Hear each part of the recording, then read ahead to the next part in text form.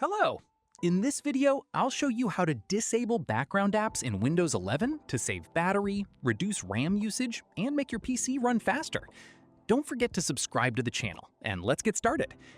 The most precise way to control background activity is through the Settings app itself.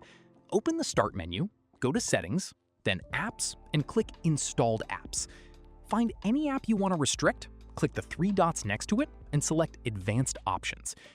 Under Background Apps Permissions, open the dropdown and choose Never to prevent that app from running in the background at all.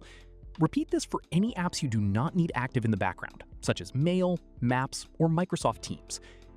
You can also cut background activity by managing permissions in Privacy and Security.